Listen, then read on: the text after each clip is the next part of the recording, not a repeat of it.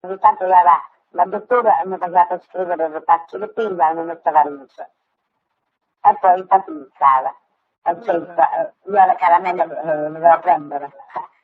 Si prende la caramella e risulta perché comunque prende caramella. Ha capito? Io ho risposto in una maniera che comunque un film al 100%, hai capito? Un pochino comunque mi manca. Allora ti dice, sei fatto protagliato, che ti ma che dici? Ma io non mi capisco, ma che dici? Ma che buono!